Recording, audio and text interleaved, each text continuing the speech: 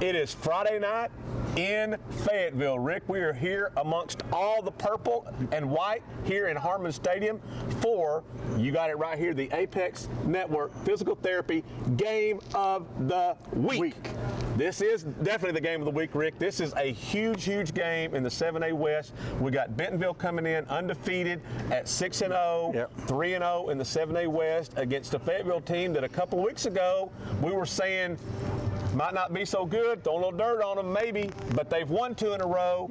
They've settled on a quarterback at Hank Gibbs. They've settled on that. It seems to have solidified their team. They've won 2 in a row. But they hadn't played Bentonville yet. They hadn't played Bentonville yet. Fayetteville's 3-3, and they're starting to come together a little bit. Like you said, Hank, they got some more receivers coming to the forefront. Man, we're in the 3rd week in October. The fall colors are coming. If the camera could pan on it, we got some changes in the leaves out there, getting a little orange and yellow and brown. There you go, Rick. It's fall time. And we got the Arts and Crafts Fair coming up. Where I had to fight through 10 million cars in Bella Vista today for arts and crafts thing going on, but I've run some old people off the road, and I got here in time. So you're kind of old. What's your favorite arts and crafts fair? I'm old people. Well, what do you like? What do you get? The ducks or something? Yeah, the handcrafted, whatever, the walking sticks, which is what I'll be needing before long. Well, you need to share it with me. I need that too. Absolutely. So great game tonight. We anticipate. Now, Rick, Fayetteville and Bentonville have had some dandies in the last. Even though Bentonville dominates the series, they had in postseason. There've been a lot of close games. That's right. Like the one we saw last year. That's right. Fayetteville's won the big games down in Little Rock when it's counted. So it's been some great games. I don't have any doubt tonight will be another good game. Rick, you and I have talked about this a lot. We feel like Bentonville, probably the second best team I've seen this year. I've seen the best team I've seen. North Rock. That's right. I have. I saw them when they played at Bentonville in August when it was really hot way back then. So I saw them play there. Bryant, we saw them here a few weeks ago. That's the best team I've seen. I think Bentonville, to me, in these old eyes where I need glasses to see through, they are the second best team I've seen. But anything can happen. Anything can happen. Yeah, that's why they play the game. And Bentonville, man, they got everything. Even the field goal kicker, special teams. I love defense. The block punt, getting to safety. They do a lot of things well on special teams. They do. And if Fayetteville, if they play as half as bad as they did against Bryant, this could be another blowout. They got to play well. It could be. Now, Rick, I know you had a prediction in today's Northwest Arkansas Democrat-Gazette. Let's go ahead. Who do you see in this game? I got to go Bentonville. Black and gold in this one. Black and gold. So over in Centerton tonight at the other Bentonville West. Another big game, Rick. We got Springdale Harbor going over to Bentonville West. Now, it's week 7. A lot of things can happen. Bentonville West is undefeated in conference play. Harbor's lost 1 game to Bentonville. So anything can happen. Playoff seeds are still up in the air, but you kind of have the feeling that the loser of this game will not be the 1 or 2 seed, that they're probably going to be a little lower than that. I think this is the fight for second place in this league. And we've seen Harbor up, we've seen them down, and Bentonville West, they recovered from getting beat badly by Bryant. I think they learned from that, Rick. I really do. I think they learned from it. And Coach Pratt will say that. He will say, we learned a lot about ourselves. I don't think the kids were practicing hard. I don't think they were really fully focused and invested in. When you get yourself handed to yourself, keeping it pretty PG here. You do kind of self-reflect and go, okay, maybe I don't know everything I need to know, and maybe I do need to go back and read and self-evaluate and do things different. And that's what they've done, and the difference has been they've won 3 in a row. So if this is the A game, that's 1A. I mean, that's a big game as well. It is huge. This is a big game, but that's just as important. Now, Harbor last week, Rick, we know they blew Springdale out. They had 7, 8 kids that either were suspended or injured, didn't play, still ran up a big score.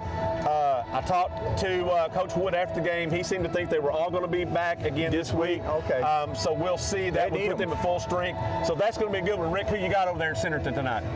I'm going to take Bentonville West in that game. Tough to beat at home. Yeah, absolutely. Yeah, got the Wolverines. Now, this game that I'm going to mention now, this won't be for first or second or third or fourth, but we got Rogers, which is winless, which Rick still finds surprising considering how good they are on offense. But man, their defense just been absolutely just ran over every week. But they're playing over at Springdale tonight in a game that I think the winner will get in the postseason, the loser will not. Oh, so this is, I think, this is a big game as far as who's going to get in those last couple of spots.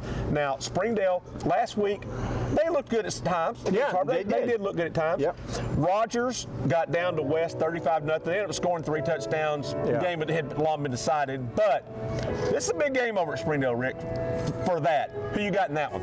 I'm going to take Springdale. Like you said, they did look good at times when you looked at Rogers' offense, but man, there's a different part of the game. It's called defense, and they have not stopped anybody. They have not. So I'm going to go Bulldog strong on that one. I'm picking Springdale. And then the other game in the 7A West tonight, we got Rogers Heritage going to take on Van Buren. In the past, that might have been a game. I don't see it being much of a game tonight, Rick. What do you think? Van Buren all the way. Rogers, man, you talking about rebuilding. They're starting with little bricks like that. They got a long way to go. The little blocks with the little tiny, bro, like right here. Right here. They're starting right here. Little pebbles. Yeah, little pebbles. So hopefully they get there, but man, they're nowhere near it. Well, Rome wasn't built in a day. It took about 10,000 years. Hopefully this rebuild. A little history there. Well, absolutely. You know what? We drop knowledge when we can. But hopefully it won't take that long a heritage, but they do have a rebuild going on. There's no question about that. So anyway, so that's what's going on in the 7A West tonight. We got all kinds of games going across the state and the area in the lower classifications. Boonville, Mansfield, big game in the 3A1 tonight. That's huge. Absolutely.